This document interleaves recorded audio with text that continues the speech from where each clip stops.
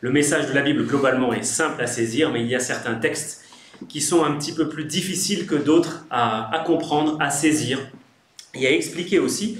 Et c'est pour ça que je prends soin à chaque fois de remettre les choses dans leur contexte. Et pour ceux qui suivent cette série de prédications depuis le début, vous serez peut-être saisis d'une certaine lassitude à m'entendre répéter les mêmes choses à chaque fois.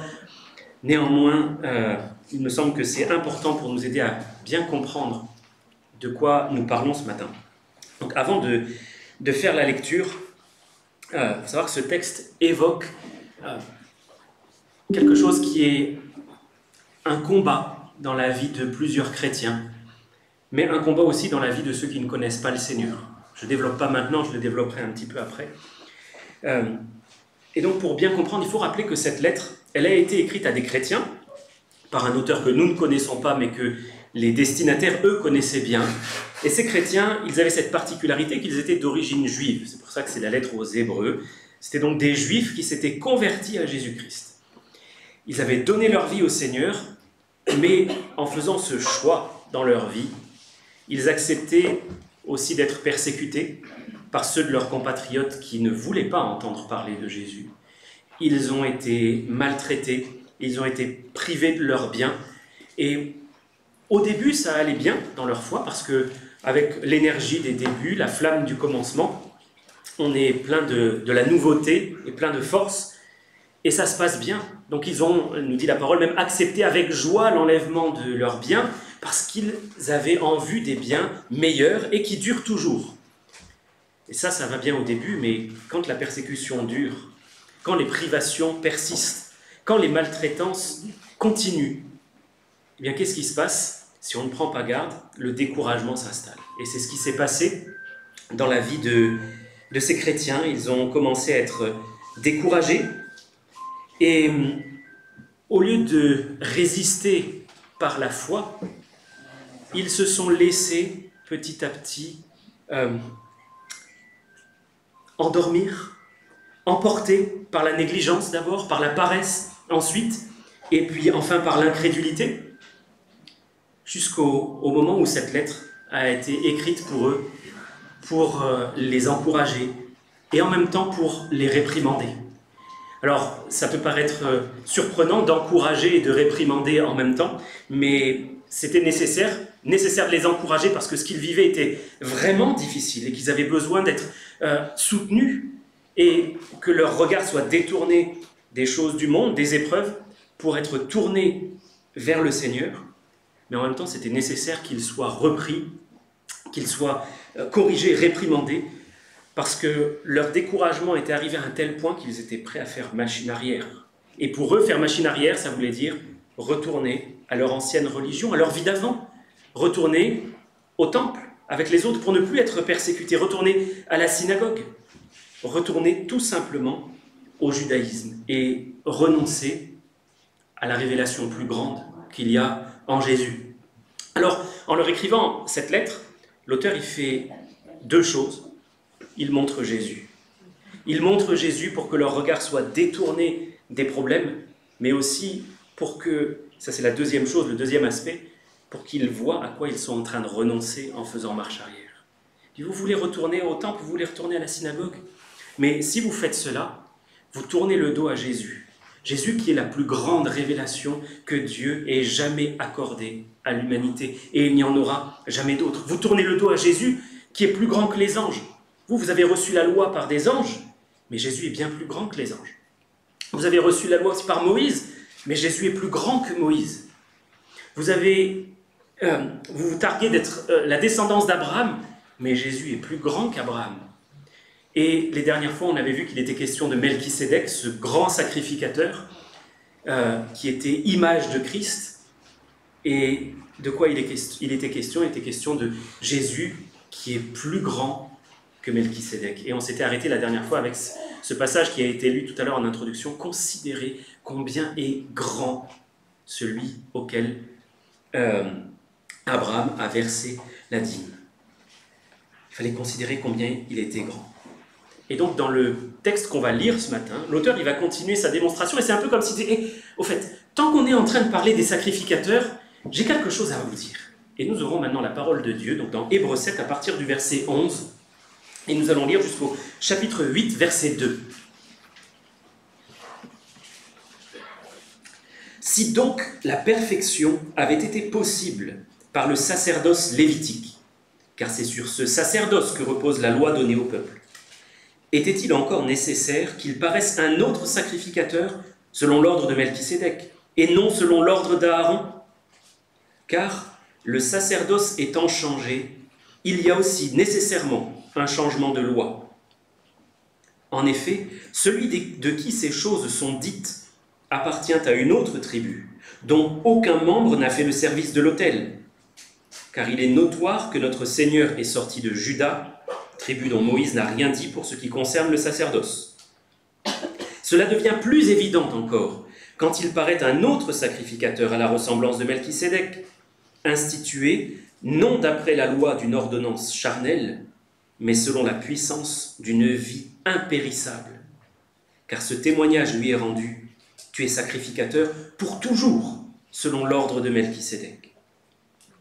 Il y a ainsi abolition d'une ordonnance antérieure, à cause de son impuissance et de son inutilité, car la loi n'a rien amené à la perfection, et introduction d'une meilleure espérance, par laquelle nous nous approchons de Dieu. Et cela n'a pas eu lieu sans serment, car les Lévites sont devenus sacrificateurs sans serment, mais Jésus l'est devenu avec serment par celui qui lui a dit « Le Seigneur a juré, et il ne s'en repentira pas, tu es sacrificateur pour toujours, selon l'ordre de Melchisédek. » Jésus est par cela même le garant d'une alliance plus excellente. De plus, il y a eu des sacrificateurs en grand nombre, parce que la mort les empêchait d'être permanents. Mais lui, parce qu'il demeure éternellement, possède un sacerdoce qui n'est pas transmissible. C'est aussi pour cela qu'il peut sauver parfaitement ceux qui s'approchent de Dieu par lui, étant toujours vivant pour intercéder en leur faveur. Il nous convenait en effet d'avoir un souverain sacrificateur comme lui, saint, innocent, sans tache, séparé des pécheurs et plus élevé que les cieux, qui n'a pas besoin, comme les souverains sacrificateurs, d'offrir chaque jour des sacrifices, d'abord pour ses propres péchés, ensuite pour ceux du peuple, car ceci il l'a fait une fois pour toutes, en s'offrant lui-même. En effet, la loi établit souverain sacrificateur des hommes sujets à la faiblesse, mais la parole du serment, qui a été fait après la loi, établit le Fils, qui est parfait pour l'éternité. Le point capital de ce qui vient d'être dit, c'est que nous avons un tel souverain sacrificateur qui s'est assis à la droite du trône de la majesté divine dans les cieux, comme ministre du sanctuaire et du véritable tabernacle qui a été dressé par le Seigneur et non par un homme. On arrête là la lecture de ce texte. Et alors je ne sais pas ce qu'il vous en a semblé, mais en relisant ce texte pour préparer cette méditation, cette prédication, je me suis dit il y a quand même des choses pas évidentes à comprendre, des choses qui ne sont pas tout à fait simples. Mais ce qui m'a marqué vraiment à la lecture et à la relecture de ce texte, c'est qu'il y a quelque chose qui revient, un thème qui revient dans tout ce texte, c'est la perfection. On voit 4 fois qu'il est question de perfection. Si vous regardez au verset 1, il dit « Si donc la perfection avait été possible par le sacerdoce lévitique ». Et puis ensuite au verset 19, il est dit que la loi n'a rien amené à la perfection. Au verset 25, il nous est dit que c'est pour cela aussi que Jésus peut sauver parfaitement ceux qui s'approchent de Dieu par lui, parce qu'il est toujours vivant pour intercéder en leur faveur. Et finalement, au verset 28, il nous est dit que la parole du serment qui a été fait après la loi établit le Fils qui est parfait pour l'éternité. Donc on a ces 4 mentions d'être parfait, de la perfection dans ce texte. Et pour schématiser, on pourrait résumer en disant qu'il y a d'un côté le sacerdoce c'est le travail des prêtres, le sacerdoce des prêtres qui n'amène rien à la perfection. Il est issu de la loi et cette loi n'amène rien à la perfection. Et Dieu a envoyé son Fils qui est parfait pour nous amener à la perfection. Donc, En fait, si on replace ces choses dans le contexte, on voit qu'en retournant en arrière, ces Juifs convertis à Jésus-Christ, ils n'étaient pas simplement en train de retourner au temple ou à la synagogue, ils retournaient à un système qui n'avait rien amené à la perfection, en se détournant de celui qui seul est parfait et qui peut nous rendre parfaits. Alors, c'est un problème ça, cette question de perfection, parce que on pourrait se dire, mais pourquoi est-ce que c'est si important? C'est si important parce que la perfection, c'est le seul critère d'entrée au ciel. C'est le seul critère par lequel on peut être admis dans la présence de Dieu. Et je voudrais montrer cela par 3 passages. Le premier dans le psaume 24. Psaume 24, versets 3 à 5.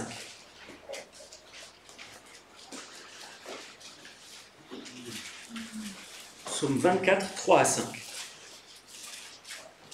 Qui pourra monter à la montagne de l'Éternel? Qui s'élèvera jusqu'à son lieu saint? Celui qui a les mains innocentes et le cœur pur, celui qui ne livre pas son âme au mensonge et qui ne jure pas pour tromper. Il obtiendra la bénédiction de l'Éternel, la miséricorde du Dieu de son salut. Alors on pourrait dire, oui, mais ça peut s'appliquer à un homme. Oui, peut-être dans une certaine mesure, mais qui peut dire qu'il a les mains innocentes de tout péché? Qui peut dire qu'il a le cœur pur, qu'il est entièrement pur de tout péché? Qui peut dire qu'il n'a jamais livré son âme au mensonge et qu'il n'a jamais dit « Ah, je te jure » pour assurer un mensonge? Je voudrais qu'on aille voir maintenant dans le livre de l'Exode, au chapitre 20. Exode 20, versets 1 à 17. C'est un passage assez long, mais je tiens à le lire en entier. Certains sont certainement très familiers avec ce passage.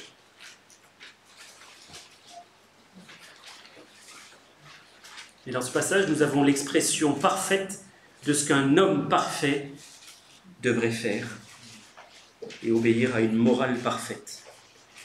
Dieu prononça toutes ces paroles en disant « Je suis l'Éternel ton Dieu, qui t'ai fait sortir du pays d'Égypte, de la maison de servitude. Tu n'auras pas d'autre Dieu devant ma face. Tu ne te feras point d'image taillée, ni de représentation quelconque des choses qui sont en haut dans les cieux, qui sont en bas sur la terre, qui sont dans les eaux plus bas que la terre. Tu ne te prosterneras point devant elles, et tu ne les serviras point, car moi, l'Éternel, ton Dieu, je suis un Dieu jaloux, qui punit l'iniquité des pères sur les enfants, jusqu'à la 3e et à la 4e génération de ceux qui me haïssent, et qui fait miséricorde jusqu'à 1000 générations à ceux qui m'aiment et qui gardent mes commandements. Tu ne prendras point le nom de l'Éternel, ton Dieu, en vain, car l'Éternel ne laissera point impuni celui qui prendra son nom en vain. Souviens-toi du jour du repos pour le sanctifier. Tu travailleras 6 jours et tu feras tout ton ouvrage, mais le 7e jour est le jour du repos de l'Éternel, ton Dieu. Tu ne feras aucun ouvrage, ni toi, ni ton fils, ni ta fille, ni ton serviteur, ni ta servante, ni ton bétail, ni l'étranger qui est dans tes portes.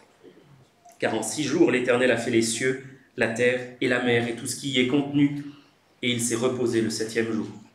C'est pourquoi l'Éternel a béni le jour du repos et l'a sanctifié. Honore ton père et ta mère, afin que tes jours se prolongent dans le pays que l'Éternel ton Dieu te donne. Tu ne tueras point, tu ne commettras point d'adultère, tu ne déroberas point, tu ne porteras point de faux témoignages contre ton prochain, tu ne convoiteras point la maison de ton prochain, tu ne convoiteras point la femme de ton prochain, ni son serviteur, ni sa servante, ni son bœuf, ni son âne, ni aucune chose qui appartienne à ton prochain. Nous avons là, comme je l'ai dit, l'expression parfaite d'une morale parfaite qu'un homme parfait devrait accomplir sans jamais faillir. Et il est évident que nous ne correspondons pas à cette description. Qui peut dire qu'il a toujours accompli, sans jamais faillir, ces 10 commandements? et pourtant ne peut entrer au ciel que celui qui est parfait. Et je voudrais qu'on aille voir maintenant dans Matthieu 5, verset 20. Matthieu 5, verset 20.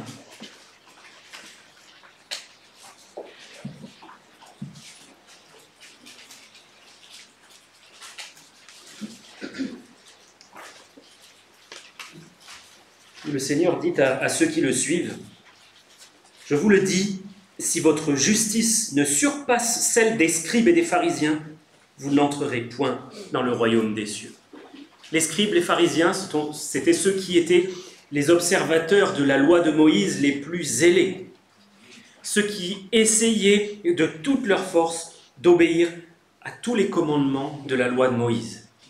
Et Jésus dit, si votre justice ne surpasse pas celle de ces hommes-là, vous ne pourrez pas entrer dans le royaume des cieux. Et dans les versets suivants, jusqu'au verset 48, il en donne une explication. Il dit, vous avez entendu, tu ne tueras point. Et moi, je vous dis que si vous vous mettez en colère contre quelqu'un, vous l'avez déjà tué dans votre cœur, donc vous êtes passible de la gêne. Vous avez entendu, tu ne commettras pas d'adultère, mais moi, je vous dis qu'en réalité, ce n'est pas l'adultère qui est commis dans la chair, c'est l'adultère que vous commettez dans le cœur dès que vous regardez quelqu'un pour le convoiter.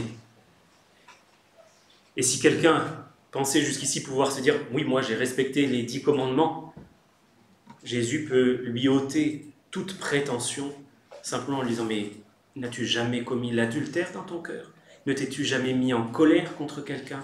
N'as-tu jamais dit un mot de travers à quelqu'un? N'as-tu jamais insulté ?»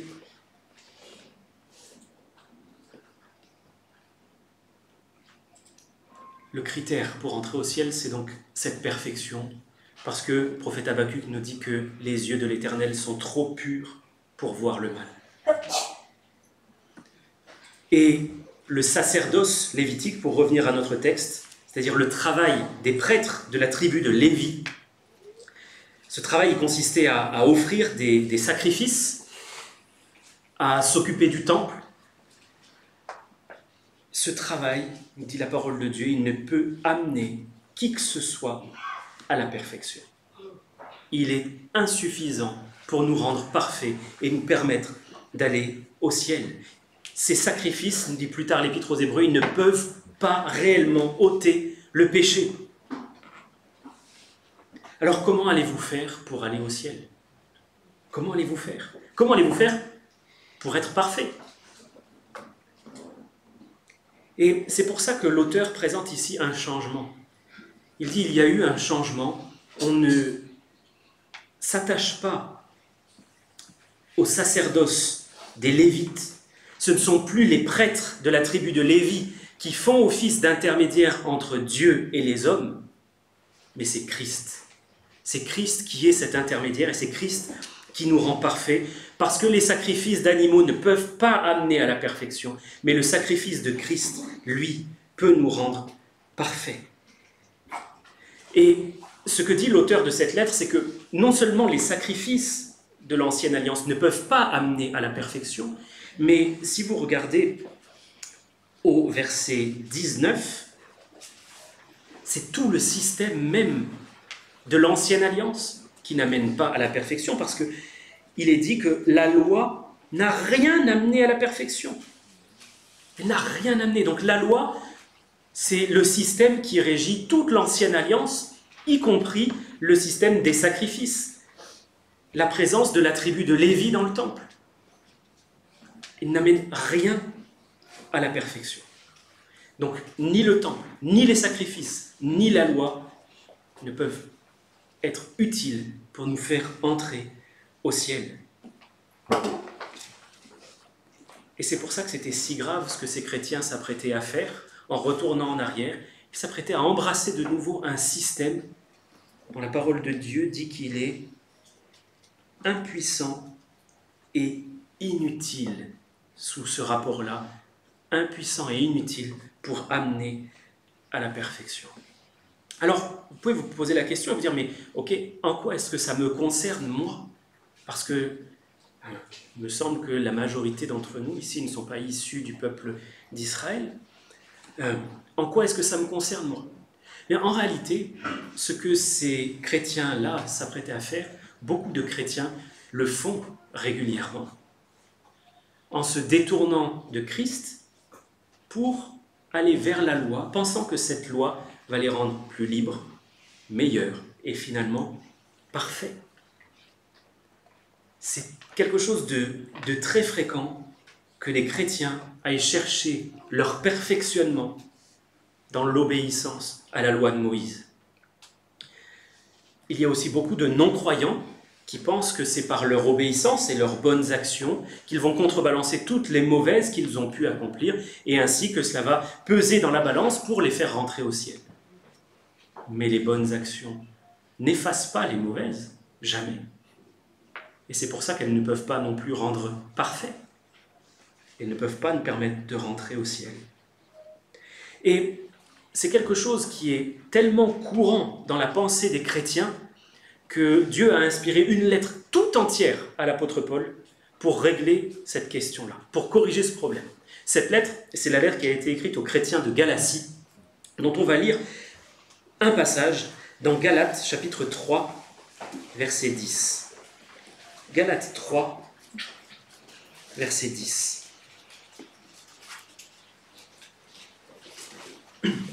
Et avant de lire, il me semble important de souligner, de relever les problèmes qu'une telle mentalité va provoquer. Parce que si je compte sur mon obéissance à la loi de l'Ancien Testament pour devenir meilleur, pour être plus libre, pour finalement être parfait, je vais amener la confusion dans ma vie. Parce que à quel moment est-ce que je saurais que j'ai été suffisamment obéissant? À quel moment? Et puis, ça va amener d'autres questions, parce que dans la loi de l'Ancien Testament, il y a des prescriptions alimentaires. Alors, est-ce que je dois changer mon alimentation? Est-ce que je dois être circoncis?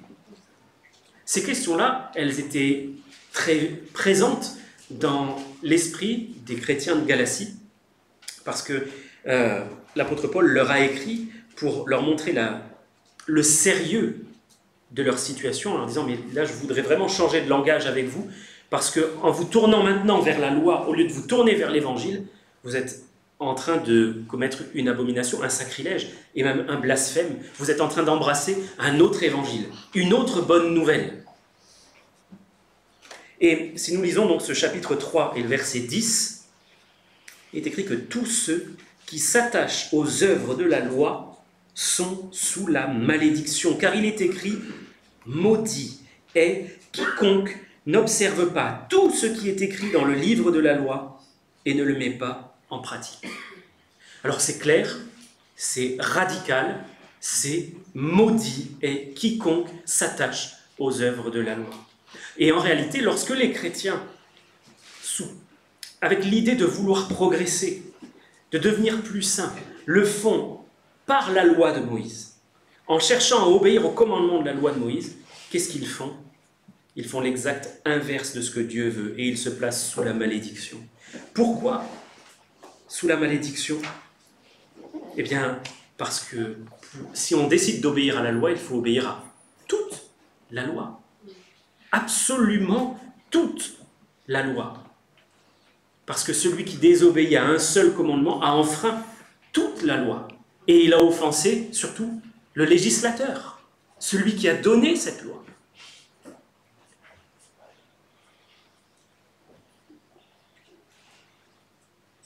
Beaucoup de chrétiens se laissent détourner de l'évangile parce qu'en fait, ils n'ont pas compris la grandeur et la beauté de la bonne nouvelle. La grandeur et la beauté de la bonne nouvelle, c'est que nous sommes entièrement purifiés, entièrement lavés par Jésus-Christ. Mais en allant chercher la sanctification dans l'obéissance à la loi, on se place sous la malédiction parce que ce que Dieu veut, encore une fois, c'est la perfection. C'est la perfection.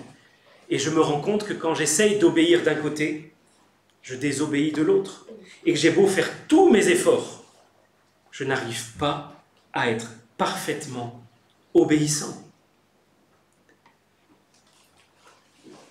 Alors on pourrait se dire que Dieu est un petit peu trop exigeant en demandant la perfection. Mais laissez-moi présenter les choses sous un autre angle. Imaginez un chirurgien qui décide de revoir les règles d'hygiène au bloc opératoire. Et alors qu'il s'apprête à pratiquer une opération à cœur ouvert, il laisse entrer dans le bloc des médecins et du personnel soignant, infirmiers, infirmières, qui ne se sont pas parfaitement lavé les mains, qui n'ont pas revêtu et enfilé correctement la blouse, la charlotte, les chaussons, tout ce qu'il faut pour pratiquer cette opération à cœur ouvert. Vous savez ce qui va se passer? Il va y avoir des germes. Cette opération va à tous les risques d'être absolument catastrophique. Alors, cette illustration, elle est bien imparfaite, mais elle nous montre que si un chirurgien ne doit pas laisser entrer de germes au bloc opératoire, combien plus forte raison le Dieu saint ne peut pas laisser entrer le germe du péché dans le ciel. Voilà pourquoi Dieu ne reverra pas ses exigences à la baisse, d'autant plus que ces exigences sont bonnes, elles sont saintes, elles sont justes, et qu'il n'y a rien à y redire. Alors, en méditant ce texte d'Hébreux 7, il m'a semblé vraiment important d'insister sur le fait que l'évangile, ce n'est pas obéir à la loi de Moïse. Mais alors on peut se demander du coup, pourquoi est-ce que Dieu a donné la loi si ce n'est pas pour qu'on lui obéisse? Pour une seule raison. La parole de Dieu nous la donne, cette raison-là, c'est que la loi a été donnée pour montrer le péché, pour le révéler, pour agir comme un révélateur. Je ne sais pas si certains d'entre vous ont fait un petit peu de photographie, au temps où les photographies se faisaient encore avec un appareil argentique. On utilise pour développer les photos un produit révélateur qui va permettre de fixer les couleurs, si on peut dire, les nuances, là où la lumière a frappé et là où la lumière n'a pas frappé, ce qui est resté dans les ténèbres. Le révélateur va montrer ce qui est resté sombre, ce qui n'a pas été illuminé. Alors cette loi, la parole de Dieu nous dit qu'elle est bonne, qu'elle est parfaite, que le commandement est saint, qu'il est juste et qu'il est bon, mais il a pour seule utilité de montrer notre imperfection. La perfection de Dieu d'un côté, qui ne demande que de bonnes choses, et l'imperfection de l'homme, son péché, sa désobéissance et sa totale incapacité à obéir à Dieu. Si vous êtes toujours dans Galates chapitre 3, vous pouvez regarder le verset 24. Galates 3, verset 24.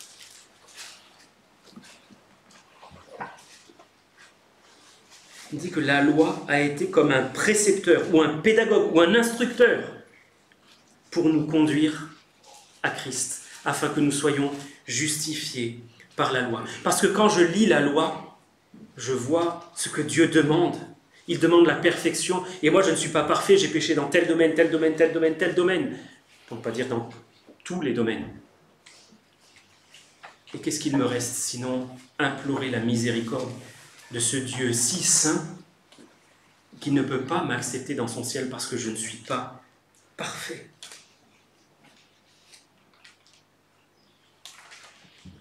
Si nous revenons à notre texte d'Hébreux 7, je vais relire rapidement les versets 11 et 12 et 18 à 19. Si donc la perfection avait été possible par le sacerdoce lévitique, car c'est sur ce sacerdoce que repose la loi donnée au peuple, était-il encore nécessaire qu'il paraisse un autre sacrificateur, selon l'ordre de Melchisédek et non selon l'ordre d'Aaron? Car le sacerdoce étant changé, il y a aussi nécessairement un changement de loi. Et je passe aux versets 18 et 19. Il y a ainsi abolition d'une ordonnance antérieure à cause de son impuissance et de son inutilité, car la loi n'a rien amené à la perfection, et introduction d'une meilleure espérance, par laquelle nous nous approchons de Dieu.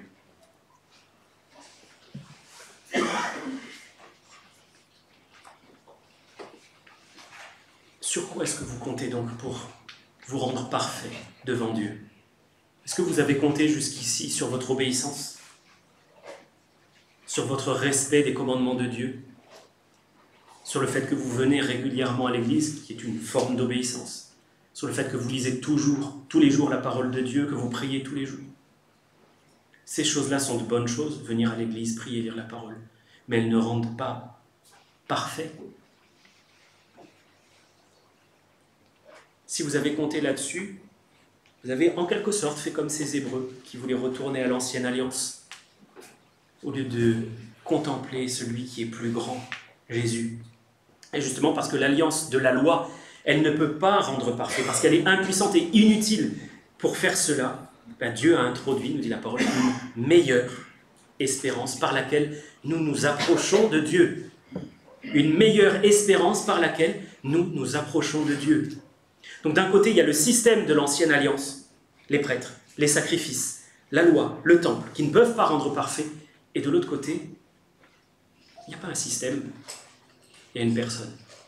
Et cette personne-là, c'est Jésus. C'est Jésus, celui qui nous rend parfaits, celui, nous dit la parole, par qui nous nous approchons de Dieu. Celui par qui le problème de la perfection est réglé. Parce que tant que ce problème de perfection n'est pas réglé, nous ne pouvons pas nous approcher de Dieu. Parce que qui montera jusqu'à son lieu saint, qui montera jusqu'à la montagne de l'Éternel? Celui qui a le cœur pur et les mains innocentes. Il nous faut donc être purifiés, être rendus parfaits. Alors qu'est-ce que ça veut dire que Jésus nous rend parfaits? Je crois que c'est important de détailler un petit peu ce point-là, parce que c'est une grande joie, c'est une grande consolation pour le croyant. Et je crois même en fait qu'on ne peut pas connaître la vraie joie du Seigneur, la vraie joie du ciel, si on n'a pas compris que Jésus nous rend parfaits. Parce que si on n'a pas compris ça, on va toujours chercher à gagner la faveur de Dieu par notre obéissance. On va toujours être en train d'acheter quelque chose en se demandant « mais est-ce que j'ai fait assez? Et maintenant, est-ce que c'est bon? Est-ce que maintenant j'ai réussi ?»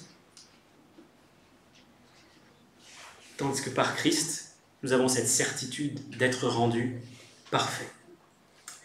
Relisons ensemble les versets 23 à 25 d'Hébreux 7. Il nous est dit qu'il y a eu des sacrificateurs en grand nombre, parce que la mort les empêchait d'être permanents. Mais lui, Jésus, parce qu'il demeure éternellement, possède un sacerdoce qui n'est pas transmissible.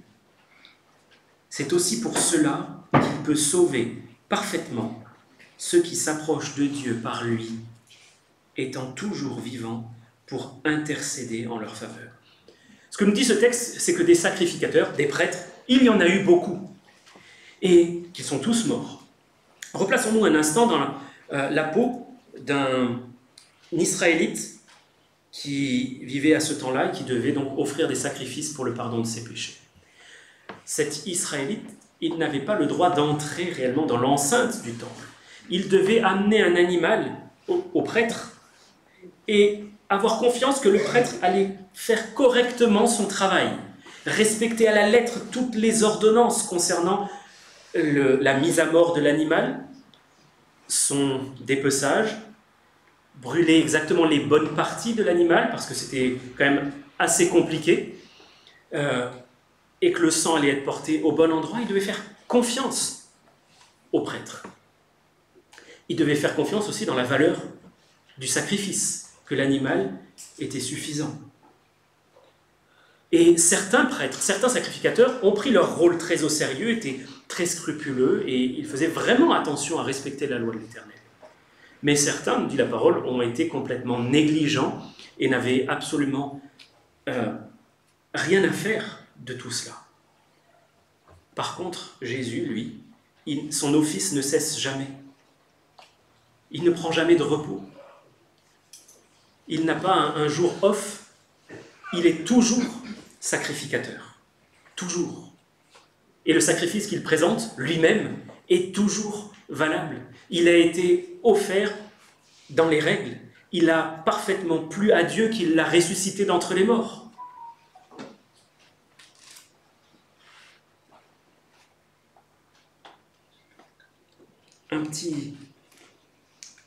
Petite digression juste là. Il fallait faire confiance aux prêtres dans l'Ancienne Alliance. Il n'est pas question dans la nouvelle de faire confiance au pasteur. Ce n'est pas parce que vous connaissez le pasteur que les portes du ciel s'ouvrent plus grand. C'est une relation entre Christ et vous seulement qui détermine notre entrée au ciel. Et notre texte nous dit que Jésus peut sauver parfaitement, parfaitement ceux qui s'approchent de Dieu. Non pas en apportant leur obéissance, Seigneur, voilà toutes mes bonnes actions, toutes mes bonnes œuvres, toute mon obéissance. Ça ne marche pas, c'est pas suffisant. Non, ceux qui s'approchent de Dieu par Christ. Seigneur, voici l'obéissance de Christ. J'en ai pas une suffisante à moi, alors je t'apporte celle de ton Fils. Tu as dit qu'elle était suffisante pour que je puisse entrer au ciel, pour que je sois reçu. Voilà sa perfection à lui. Moi, j'en ai pas à moi de perfection, mais celle de ton Fils est entièrement suffisante. Alors je te la présente pour pouvoir entrer dans ta présence. Et c'est ça, être sauvé parfaitement. Être sauvé parfaitement, c'est être rendu parfait. Alors là, ici, il y a souvent un point d'incompréhension chez les croyants. Beaucoup ont un problème avec ça parce qu'ils voient bien qu'ils ne sont pas parfaits. Et oui, ok, je peux être sauvé parfaitement, mais je ne suis pas parfait, je continue à pécher. Oui, mais cette question d'être sauvé parfaitement, ce n'est pas ce que moi je vois qui compte. C'est ce que Dieu voit. Cette perfection, elle est visible par Dieu, parce qu'il a mis sur tous les croyants la perfection de Christ. Est-ce que vous vous rendez compte du privilège qui est le nôtre? Pour tous ceux qui croient, pour tous ceux qui ont confiance, ils sont vus par Dieu comme étant aussi parfaits que Christ. Est-ce que ce n'est pas un sujet de réelle joie? Savoir que l'on peut être accepté parce qu'on est rendu parfait. Il ne subsiste devant Dieu absolument aucun de nos péchés. Absolument aucun. Aucune imperfection. Nous sommes rendus parfaits. Il me voit au travers du sang pur de Jésus, ce sang qui purifie de tout péché. Je ne sais pas si vous avez déjà vu ces livres pour enfants qui ont un petit message caché dans des points de couleur, et il faut mettre des lunettes qui ont un filtre d'une certaine couleur pour pouvoir voir le message qui se cache. Et sans ces lunettes-là, en général ce sont des lunettes rouges d'ailleurs, qui cachent un message, enfin qui révèlent un message caché au milieu de quelque chose de très très brouillon, on ne peut pas voir véritablement ce qui est écrit. Le sang de Jésus agit un petit peu de cette manière-là. Il nous couvre, il couvre toutes nos imperfections. Et ce qui est visible de nous, c'est la perfection de Christ aux yeux de Dieu. C'est pour ça que nous pouvons nous approcher de Dieu avec confiance, parce que nous avons été purifiés. J'ai même envie de dire que nous pouvons nous en approcher avec une certaine forme d'audace, non pas avec provocation. Nous pouvons venir humblement, mais avec la confiance d'être bien reçus, non pas parce que nous sommes des gens bien, et je crois que nous pouvons tous être convaincus que nous ne sommes pas des gens bien. Si nous ne l'avons pas prouvé aux autres, nous le sommes prouvé à nous-mêmes. Et nous pouvons être heureux, joyeux en présence de Dieu, parce que vous êtes parfaitement sauvés par Jésus-Christ. Est-ce que vous croyez cela? Est-ce que vous croyez que vous êtes rendus parfaits aux yeux de Dieu, sans aucun péché, sans aucune tâche? Je voudrais mettre sous nos yeux deux passages. D'abord Colossiens 1, versets 21 et 22. Colossiens 1, versets 21 et 22.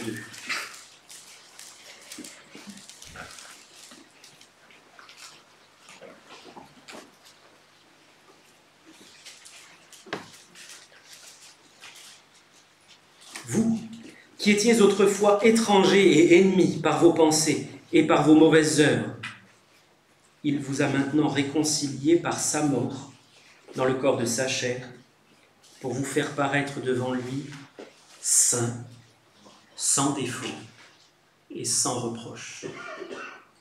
Pour vous faire paraître devant lui saint, sans défaut et sans reproche. Comment? Par votre obéissance? Par votre zèle?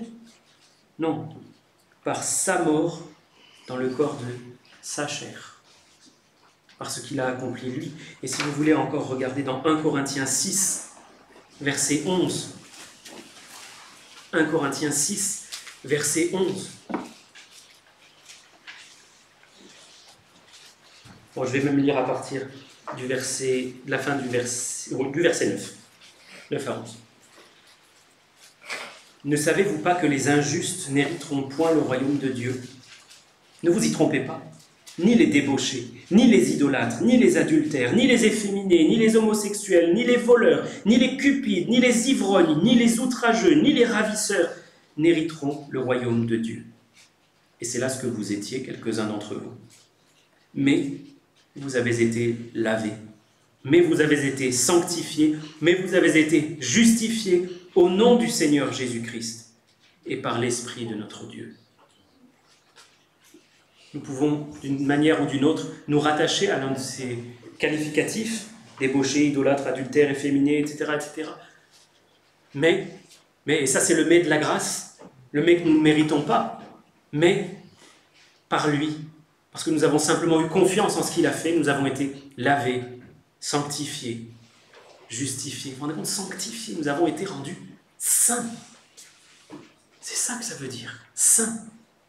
Et c'est à partir de ce moment-là qu'une véritable transformation intérieure va pouvoir commencer. Je ne vais pas chercher à me transformer pour plaire à Dieu en espérant qu'il m'accepte. Non, Dieu m'a accepté malgré mes péchés. Il les a totalement effacés. Et maintenant, rempli de la joie du Seigneur, rempli du Saint-Esprit et d'une vie nouvelle, un vrai travail de transformation va commencer, qui va, lui, petit à petit, me rendre saint, parfait dans les faits. Il va perfectionner mon attitude, il va perfectionner mon cœur.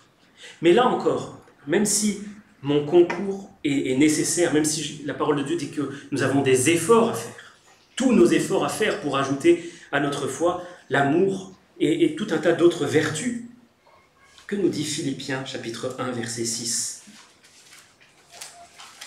Philippiens 1, verset 6. L'apôtre Paul dit « Je suis persuadé que celui qui a commencé en vous cette bonne œuvre la rendra parfaite pour le jour de Jésus-Christ. » C'est lui qui a commencé, c'est lui qui, avec notre concours, continue, mais c'est lui qui va terminer.